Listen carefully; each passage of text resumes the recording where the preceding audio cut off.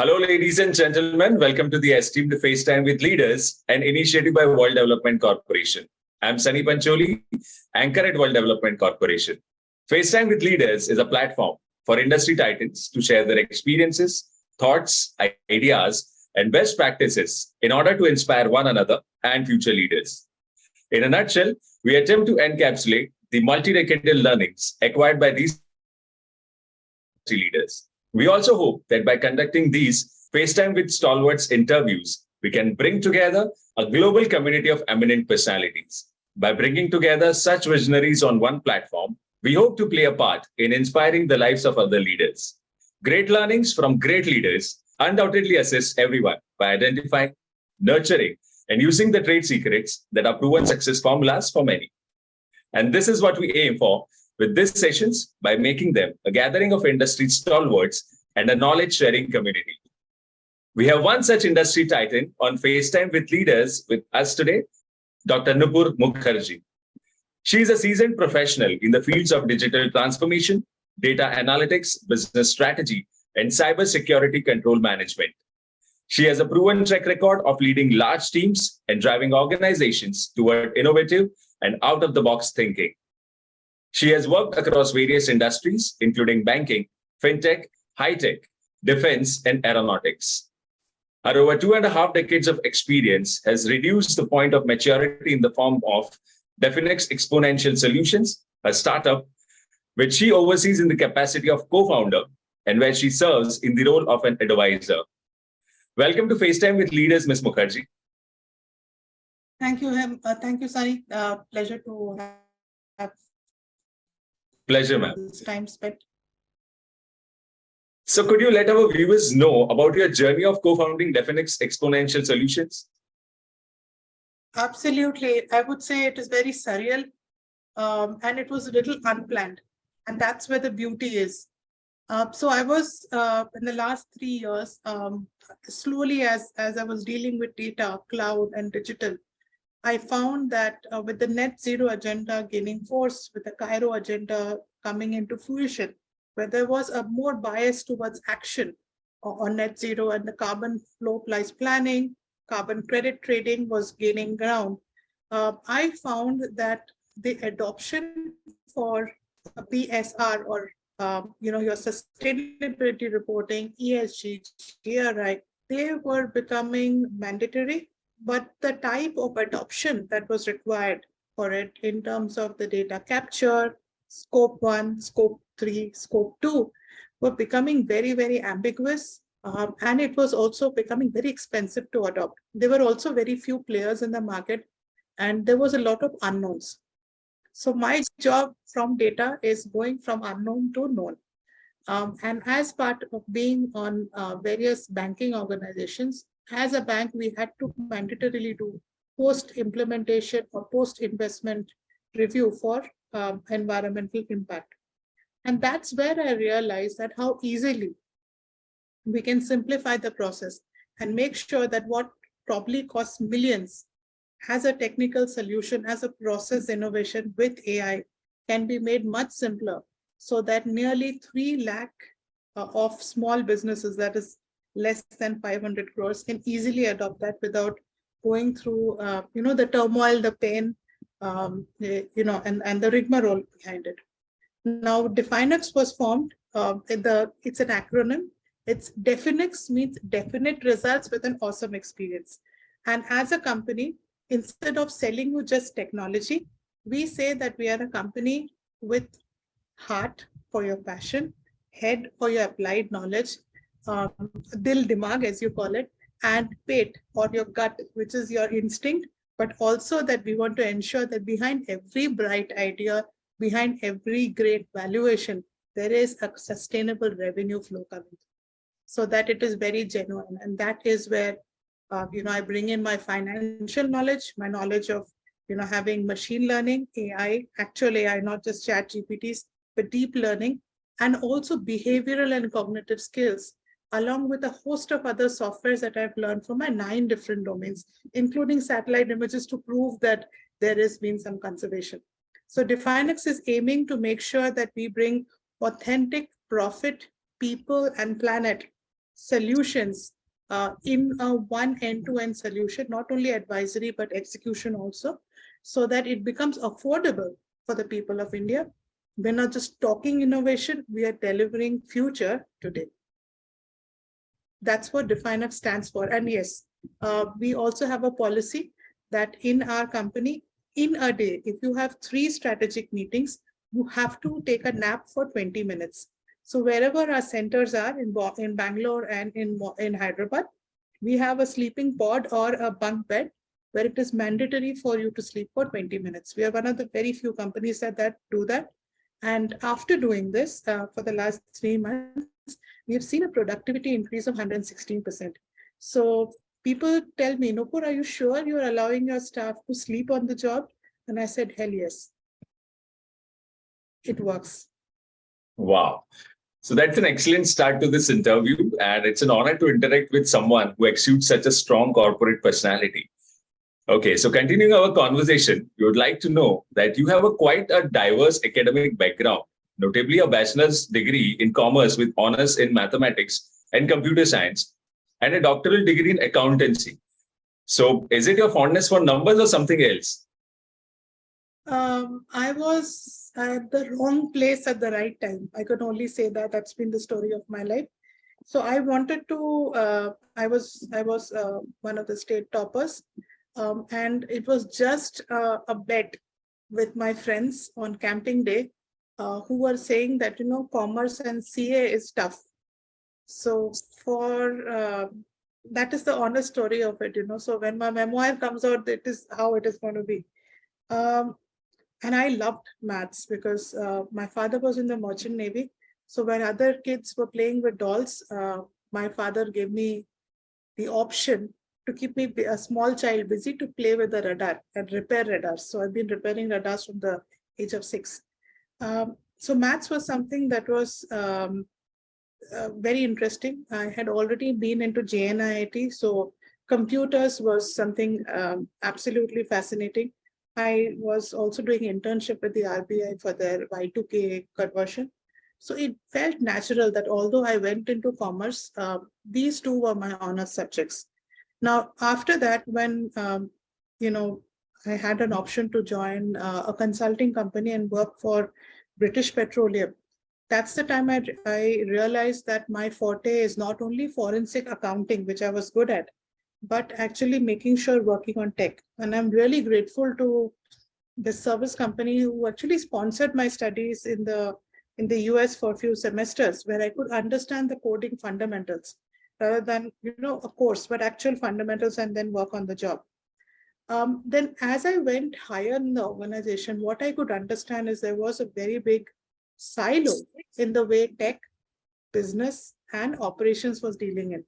Each was right. That's the beauty of it, that everybody was right. But when all their rights were aggregated together, it was so wrong. And there was such a lot of scope for improvement, for bringing in efficiency. And that's the time I realized that if I provide data, if I provide technology-led businesses or data-led businesses, I am leading, I am right, but I'm killing the heart of the business. And we humans are basically emotional. That's the difference between AI and us, right? And that is what draws you towards a sale. That is what draws you to a higher regulation.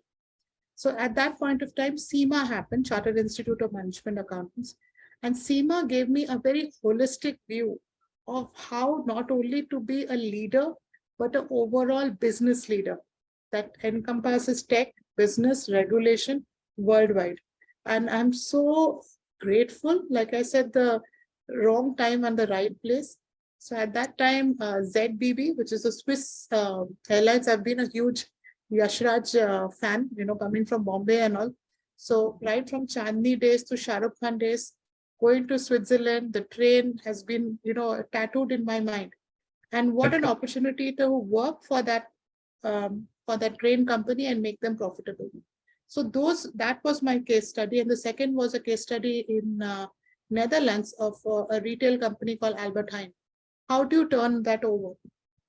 So now I took my technology, the business strategic knowledge how to do mergers and acquisitions, which I learned in banking, my investment trading days, and encompass it in such a way that it becomes resilient, sustainable, and profit. That's the first time I came across ESG, that ESG being going green also means green in your bank, right? That was a very refreshing change than what Greenpeace was saying, that, go green, go green. So Seema, I'm really happy that with the support from UK and US staff and staff in Bangalore and Mumbai, I stood second in the world. My dissertation paper was adopted by ZPP. They've turned profitable. Albertine as well, and I have a gold plaque. So far, no one has got this rank from India yet, and especially no women. So definitely, it was an eye-opener, I would say, very liberating. And yes, it punctured any vestige of any ego that I had, saying that I know. It made me a constant learner. Then I became a mother, and that has been a very big learner, because this is a millennial I'm dealing with, right? Right. So if I think that I'm this MD, a very big person, I have to come and be mommy at home. And I have to keep up with them because they are very, very AI savvy. For example, my daughter, they do their studies on an agile Jira board. Their homework comes in terms of backlogs. So I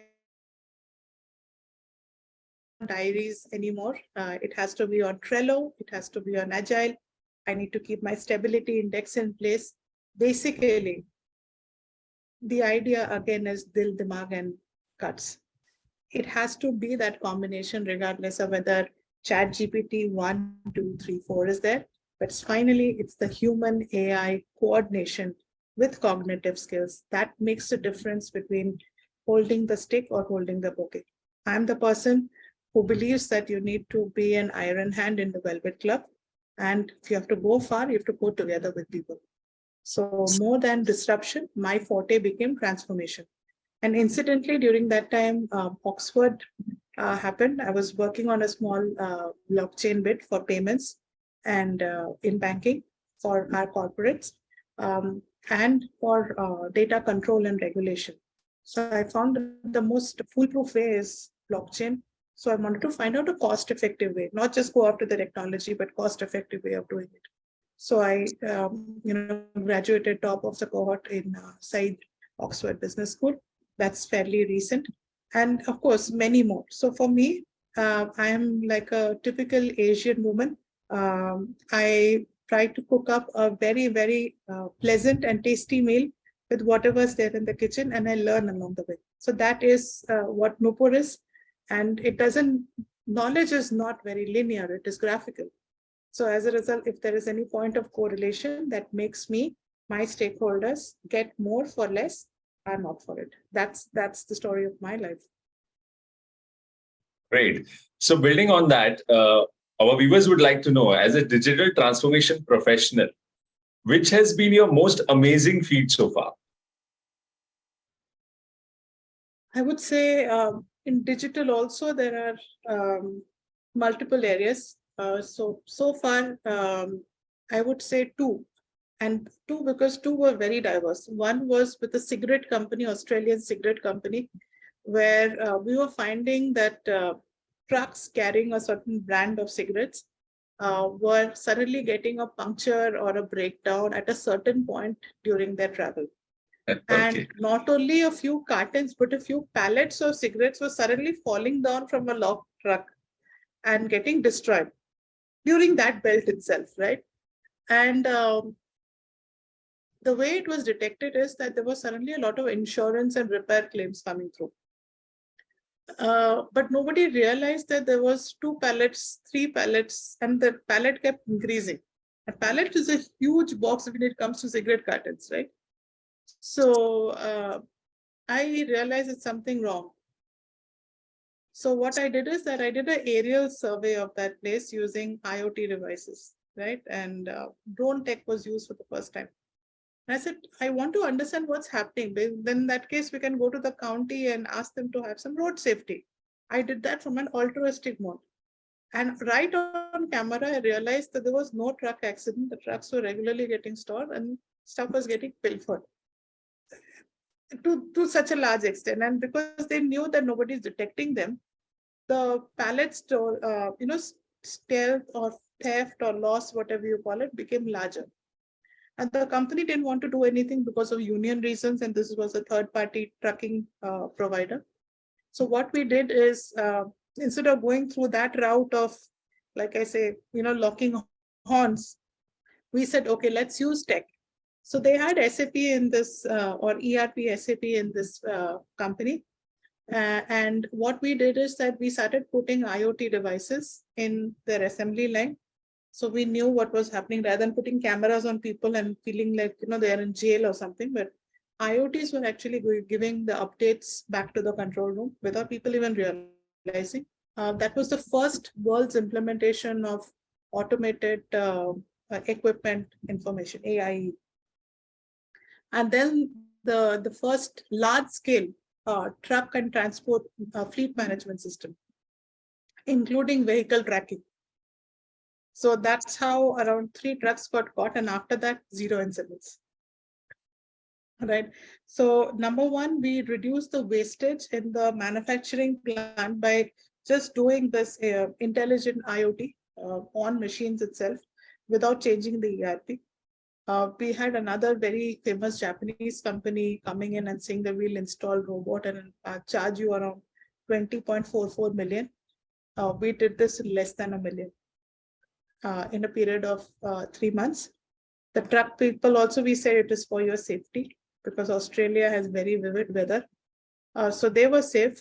Our cigarette pallets were safe. And the loss of stock went down from 4.88% to almost 1.14% in just 3 months post-implementation. That was one.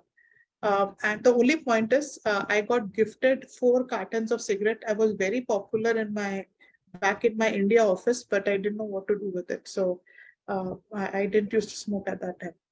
The second part was in a banking area where I'm particularly very proud of this fact and proud of my teammates, was happened during COVID. I was in Barclays that time, and under my remit was also the marketing tech that came in. And COVID happened very suddenly. I was there in Manchester when first wave came out. We had no way of informing people whose cards were getting expired, who needed the paper update, whose jobs had gone, whose mortgages were going on, that, guys, we are going to give you a payment holiday. Or how can you reach out to NHS? Or how can you reach out to Royal Mail? So overnight, when our contact center got impacted, a lot of people got affected. We had to do 2 things. Number one, inform our customers that, how they need to approach and there are benefits being given to them. And second thing is we had to set up a contact center really soon. How do we do that, right? Because Noida also was affected. So 2 things we did is we decided to kind of get into something called as a tiger team and create almost 94 million messages, different types of messages, digitally created and sent to almost 22 million customers in the UK for different needs, through SMSs, through phones, through paper, through Royal Mail, giving them the benefit, curating it out into actual personas, not just blasting emails like anything. Now that was very cognitive for me because so far we've been just using tech to send out mails like we get in India, do you want a personal loan?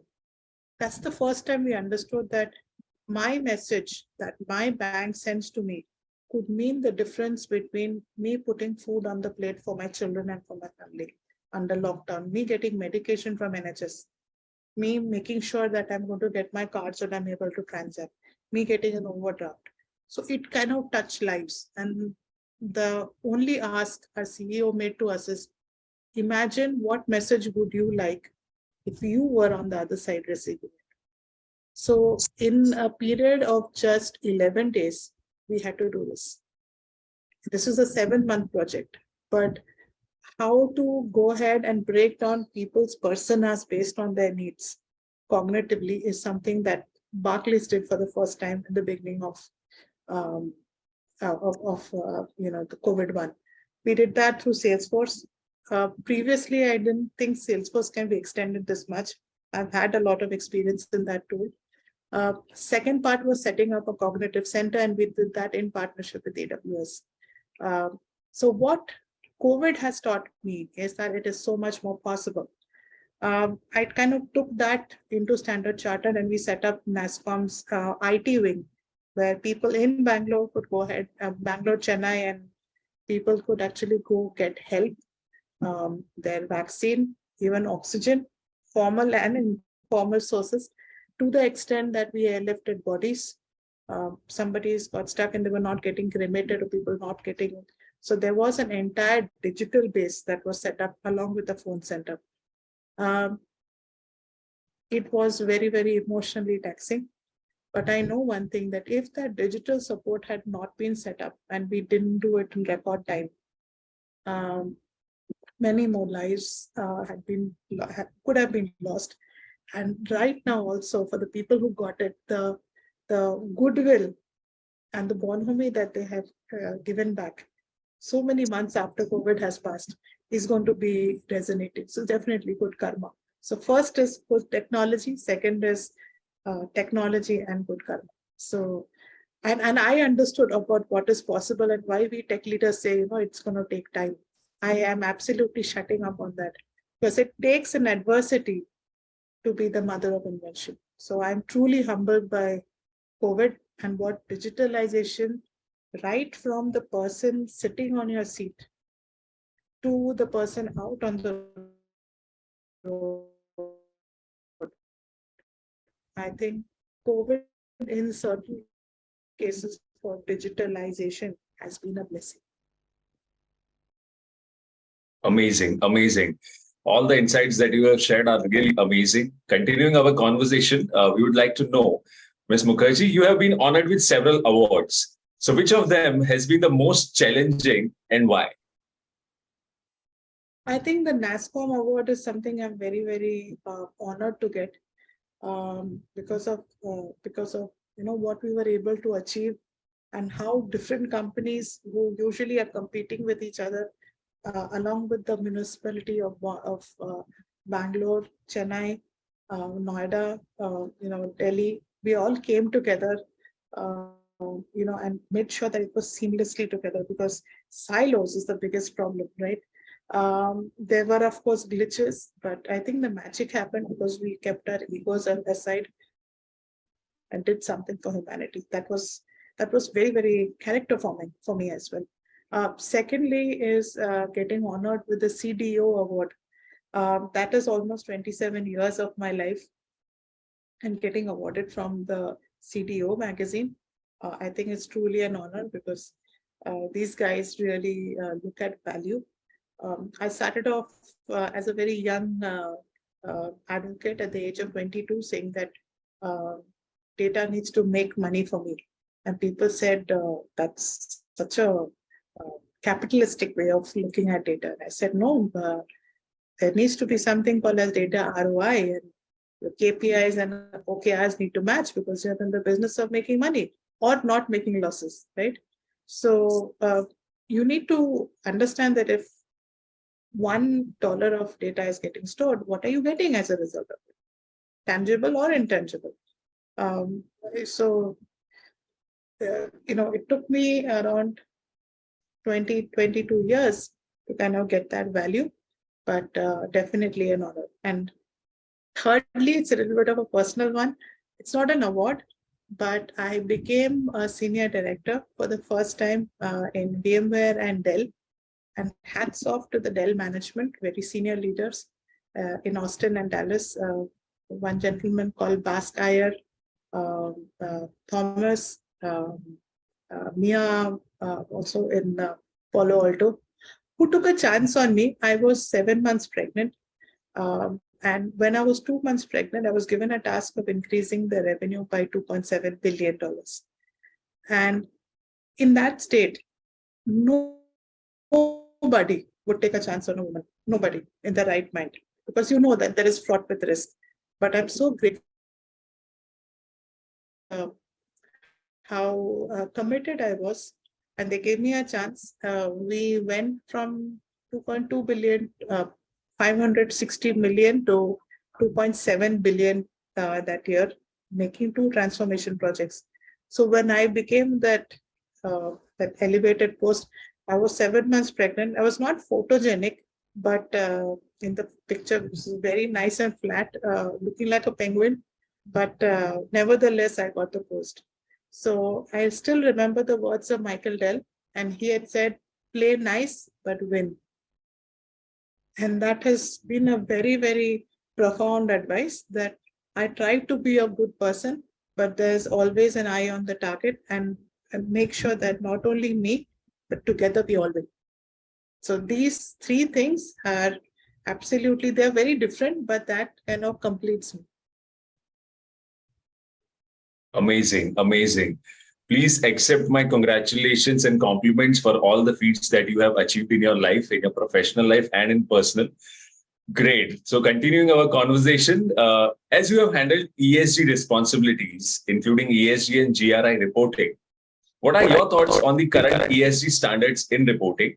And do you think that there could be better standards implemented? I would say it's above my pay grade to say whether better standards can be implemented or not. Always there is scope for improvement, but I would always say that let's deal with what we have right now, right? So number 1 is that the standards, especially for scope 1, are reasonably well defined as regulation gets more and more formulated, and we're moving from ambiguous to concrete, right? I would say the biggest challenge that I have faced is scope 1. Of course, we can capture the data if the firm is large enough, they have ERPs, and they are really doing things right, or we can guide them to do things right. The issue right now, which I'm actively working with several other industry leaders and technologists, is scope 3 and scope 2. Scope 3 is where a large company gives their material out for jobbing or for subcontracting. How does one ensure whether they are also net zero or not? I am, like I said, that I have very no gumption of actually going ahead and saying what my failures are, and then learning, and others also learning from it. So being a technologist, I said, you know what, let me give them Google Sheets and they can fill it up. And what I realized is that even if you give them an Excel or a Google Sheet, the data error is 73%. That means it would have been better if they just wrote down on a piece of paper. So now I realize that Indians, Asians, worldwide, we love our mobile phones. So anything can be entered digitally or scanned. We need to make it easy. So right now we are developing products, with a consortium of multiple people and multiple technologies, so that the ease of data capture for scope 3, scope 2, as part of the same, supply chain becomes easy. And we're bringing in very innovative technologies that will make things easier, because I believe people are usually honest if they see what is their benefit in it. If you make the process difficult, then there is a penchant or fear factor in it. Then, of course, there are incidences of greenwashing,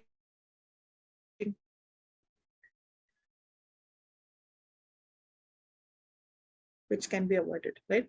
So I would say first is,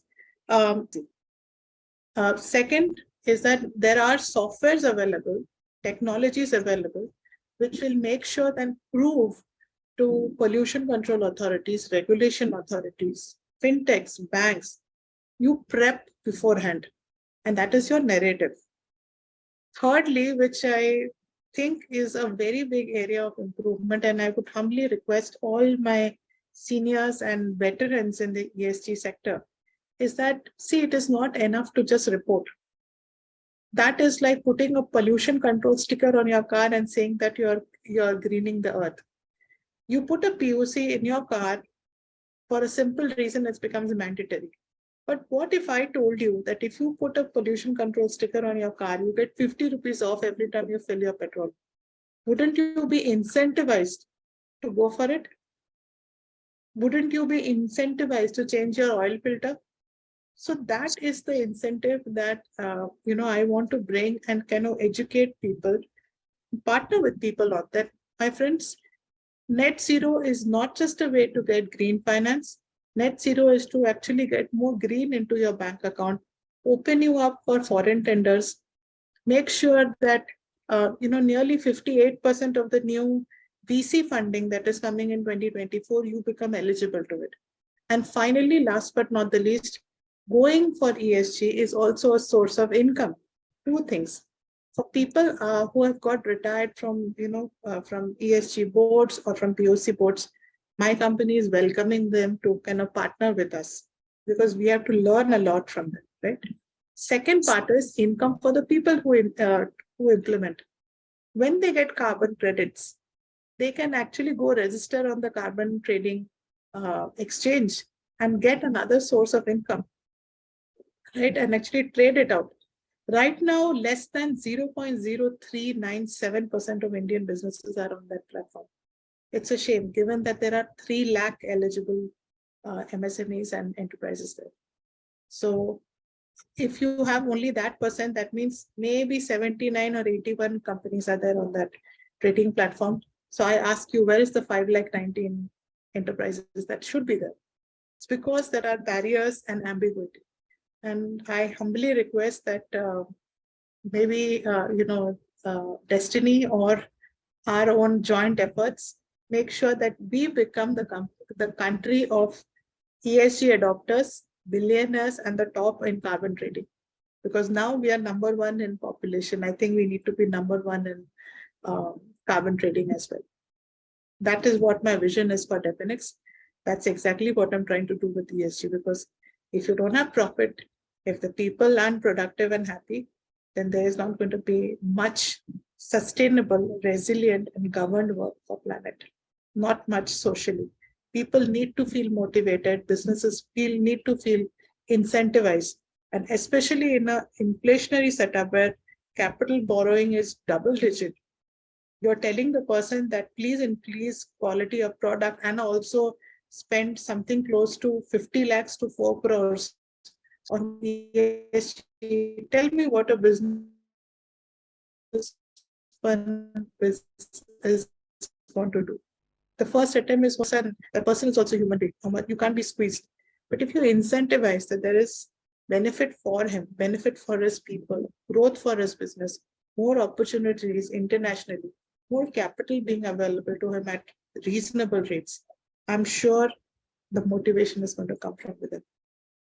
That is, I'm trying to bring that playing nice and win, which Michael Dell taught me many years back.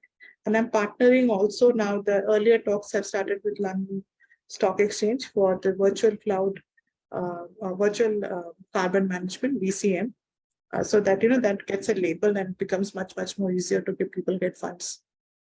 So it is happening. Early days, Sunny. But yes, there's going to be a lot of groundwork, but it's all a prep for 2024, 2025. Rightly said, Ms. Mukherjee. How is it different to deal with human assets across the world than to deal with Indians or Indian assets or your employees in India? That's a very nice question. I would say dealing with an Indian asset is very profound because we are a very culturally rich country. We are also a very ancient country. And I would say that I always, given that I'm, an output of multiple states, I think I do find some commonness that drives us. So for me, my common point is movies. Second is food, and of course, a lot of the culture. So I'm a person who was born in Bombay, raised in Gujarat, and a bit in Kerala. I've had family who comes a bit from Assam, from Delhi, and I kind of studied in Kota, Rajasthan, so I could understand some of the serials there, and then did my financial studies from Chennai, been in Germany, Panama, Middle East as well, and of course a long time in Hong Kong, in UK. So I do have a common point that kind of brings me closer. Indians connect based on an emotional point. But also what I would say is that one beautiful thing that I find about Indians is that agar you make a connection with the dil, then you got a friend for life. I have seen that wonderful thing with Indians, right? And never say die attitude. I have seen many people say that, we are lazy, or in certain parts of the US, they say Indians smell bad. And I was said, you know what? We gave the world perfume. Exactly. So can't help it, buddy, if your food is not tasty, right? So, so we used to say this, that, in UK, we used to go to Pret and take a bagel and eat. So all my Indian colleagues, they used to take a break for lunch. So my other hardcore English colleagues, they used to say that, why do you need to take a break for lunch? And I said, Rajma Chawal is an emotion. It's not like a piece of bread with cream cheese on it. That you need to experience it, right? And I think Indian assets is just that you cannot take it as an employee number. You need to understand the person. In a country of over 1 billion, we are a very diverse race, and it always comes to the power of one. You have to, if you want to bring exponential change in teams, and one-to-one connect is so much important. It takes time. Sometimes I have to meet almost, there is something that I have done always, that I have this Wednesday, even on LinkedIn, I have this Wednesday half day, I have an open door policy for mentoring for free. And this is specifically, it's not just a discussion. I say that what do you want to do in 3 months, then I can help you do that, including improving their LinkedIn presence, or getting that breakthrough meeting, or talking to their boss, or tech trainings, STEM trainings. So when I was in the bank, what I did is, over a period of 3 months, whenever I used to come to India, my job was to make sure that I have this group of 60 people who I will take in every cohort, and I will talk to them over a period of months. And you won't believe it, Sunny, this was an experiment, but that power of 60 in the range of 3,000 to 4,000 resources was the Inno effect that bubbled up innovation. They became the change catalysts when they started speaking, behaving, acting differently. That was the hearts and minds change that happened. And all the learnings, all the management mantras, and fully respecting a few of the greats who I kind of salute, this hearts and minds change, if it doesn't happen right at the individual level, all the leadership plan and strategy is going to remain plans and strategy. That's the reason we have such a big gap between strategic thought and actual execution. It's because the hearts and minds have not changed. And that is what I realized, that if you can take this small batch, whatever be the leader's number, this is what sparks that change towards the better. And that's what I find is so profound in Indians, is that you don't need to constantly, do a carrot and stick. No, sorry. For leaders who say that, I would say spend that time. Like Modi ji says, na, time to bitao Gujarat mein. You need to spend that time with the person, understand the human, understand his or her family. And the commitment that you will get, right, you will reduce your governance cost, because this is one person who believes in that dream. So I would say, who is the latest management guru that I look up to? It is S.S. Rajamouli. He knows how to hook a person to a story. Indians like that story. They need to be part of something big. And that's why I'm very proud that I'm an Indian, because Chota Mota is not for us. Right? We have the top 20, may say 5 people that are Indian. So I think you can show how the Indian mentality is. We are aggressive. We have great dances and hospitality, but please do not mistake us for raw ambition. We are ambitious as well. So you have to take the humility and ambition together when dealing with human assets.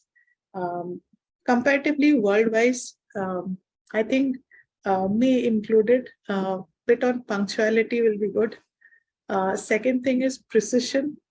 Jugaad is good, but jugaad at the wrong places sometimes leads to penalty. So Right. that bit I get from my German upbringing. And third area, I would say I've learned a lot from the Hong Kong way of doing business is you have to think 3 steps ahead and 2 steps back, the rule of 5. So come what may, you will succeed. That is what the spirit of Hong Kong or Kowloon is. I see the same coming from Bombay as well. That's a city that I relate with. And of course, Bangalore for innovation. In all of this, and this is my observation from startups, and I worry a bit, is whenever one has an innovation, one has to understand how is this going to work? How is this going to bring money? How is this going to be sustainable? How is this going to be scalable? That's the acid test for an idea to become a reality or a business idea. So my humble request is for all human, talented Indian assets is when you have an idea, think about these 5 steps as well going forward, because startup is a passion. It is also your families are involved, your own life is involved. And when Right. businesses prosper, families also flourish. So think about this, think about these aspects before moving forward. Because like I said, we are also a little emotional. Right? Everybody wants to be Shah Rukh Khan, but nobody wants to do the effort. That is one thing that I see is something that might be required, because there is no rags to riches stories, how much ever YouTube influencers tell you.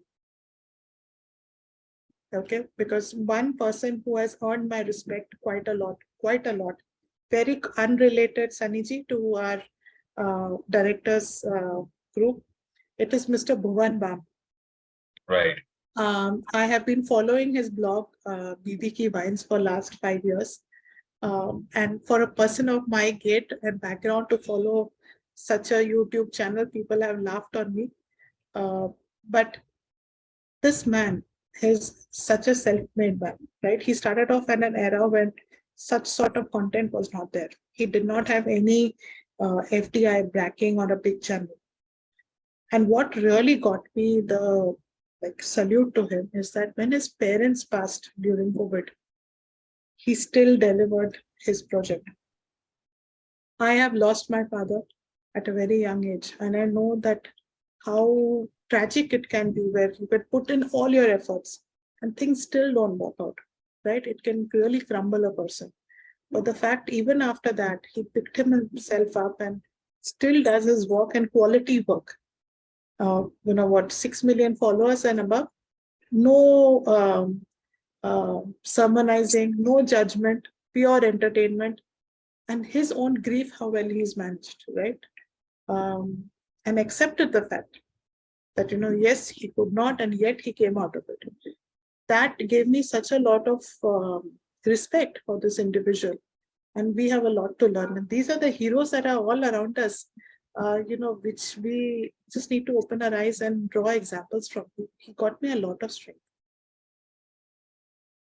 So sorry, I don't know whether that's part of the That template, was but really I inspiring. absolutely like Mr. Bhuvan Bam. I don't know if he knows that from a point of view of how he succeeded as a leader. I think it's doesn't match his image, but sometimes he needs to talk about this in management schools, because that resilience is something that needs to come from within.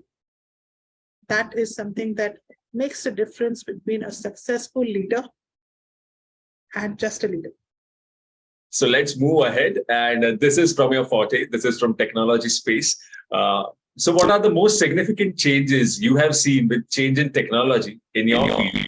And what changes do you foresee with the advent of IoT, AI, ML, blockchain, big data, Web 3.0, etc., etc.? specifically AI has been in use in banks, as you know, that banks use IoT has been there usually for the last using it. So when I was doing my digitalization in aerospace and space research from Munich, part of aeronautics does have an IoT. In fact, the jet airways that takes place, the Indian airlines, the Indigos, being on time is a good thing, but that is through IoT, right? So right from airport management to others is happening through IoT. Now, the second part of it is the machine learning part of it. What profound change I have seen, and I have been part of that journey as well, is when I was doing at that point of time, I had to be a scientist. Of course, I had my maths and stats and other things, but I found that the huge profound change that has happened the last COVIDian years and last 3 years is now businesses are saying that I don't need a technical person to do my prediction. I want to have the ML like my in-house astrologer, which I can read and interpret on demand, right? Self-service. So as a result, people are looking for tools where business predictions can be done. So that, of course, there are people who write the models and other things, but they want to use ready-to-use self-service ML. So that way it has changed. So there are tools like Alteryx's, Data IQs that are coming through. Where people, users who are not technical, then can, with little bit of training, be able to run their models for them, which is very business relevant. The third angle is that the speed at which data is being consumed and being requested has increased by 1/17%. Now, why I would say that? Earlier, if you get a report once a day, you are happy. Now you want that same report on demand. That means in the back end, I'll have to generate the report for you in 2 minutes. When you go to Myntra or Nykaa or Amazon, and you're looking for gifts, you need to also get an update. Secondly, if you're going to Myntra, and specifically, Myntra guys, if you are listening, so suppose I'm shopping on Myntra and you're buying yourself Bombay Shaving Company. Sorry, Sunny, no pun intended. But at that time, you don't want clothes popping up. You want to probably have something of your men's toiletries also popping up as a recommendation. That is your recommender AI. So right now, AI was different, ML was different, shopping, e-commerce was different. All of this has come together. Then what is this person wanting to do? What is his journey? How can I give him recommendation of that journey? That means that business need to have that conversation of the power of one. So we are slowly moving data to relevant small data, right? So if you have to propose to your girlfriend, you don't bring her a truck of flowers. A bouquet is good, but of her favorite kind of flowers, right, is what gets you the ring on the finger, right? That is what is moving to.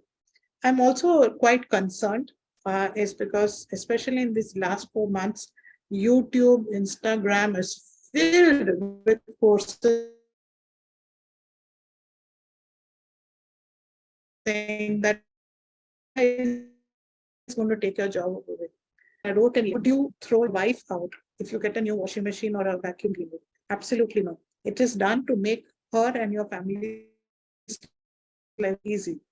So similarly, AI tools can be used to enhance resource skills rather than leaders thinking that I can do away with the resource, because the resource has certain things that the AI will take some time to train on, such as the company culture, the way of picking up a phone and saying, "Dost mere liye help kar do na please," or adding multiple factors together, both cognitive and tangible, to get an outcome done. Right. So enhancing the AI skills is what I think is going to be necessary. Yes, what I would see things dying is, the manual grunt work jobs that used to come to ODCs in India. those will no longer be required because it is automated. But however, I would humbly request all the leaders is not to discount the human factor in not only prevention, detection, and safeguarding, because in all the attacks, cyber attacks that the world has seen, in spite of the best security, it was always the last man on the job who has saved. Mitre attack, and it was always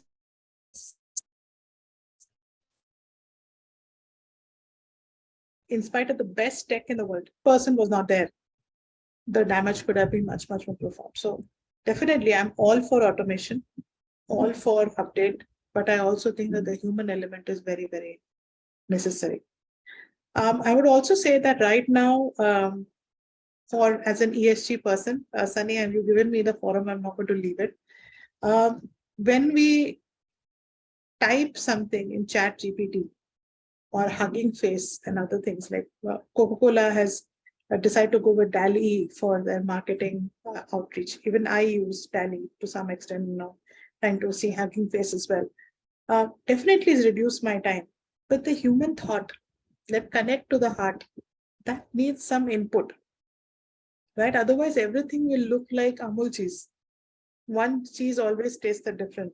So mothers love, the feeling of eating a pani puri, like one bhaiya makes better pani puri than the other. All pani puris will taste the same. The sameness, and we as humans look at variety. That's what makes our life richer, right? So that element of altruistic skills, emotive skills, cognitive skills is what we need to train our people with. So my own firm does behavior and analytics, which shows a company how to sell differently, go to market differently, put different ads or no ads at all, and still get revenue, 5x revenue to start with. So that's one. Second part of it is, I humbly request is that when you use deep learning models, they are utterly power intensive. And we have seen that when you use deep learning models, it takes, for every sort of query model, it takes 500 gallons of water. What are we saying? That we are using a model in the world which is already parched for water to bring AI, so that we are kind of, guzzling up water. How does the carbon footprint match up? So that awareness needs to be brought about as well. And one of the ways in which we can reduce this traditional data center is to go into quantum computers. That is going to be the upcoming revolution. People have already started moving, and there are a lot of where the front end is the AI, but the back end, which is still a little old and still using servers, things like NVIDIA and quantum is going to take care. And I would request all boards to also be aware of what stuff can bring in terms of saving the environment, because the current setup, it is highly polluting and very, very resource consuming.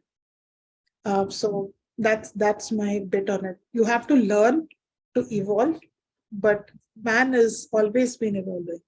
So that is our forte. And Indians, though, we are medley of so much of cultures, and I'm sure we will be able to bounce up. I'm also waiting for what brain chip Elon Musk is going to bring to India. So I think we are born with that chip, moment we get that Indian passport, like certified intelligent.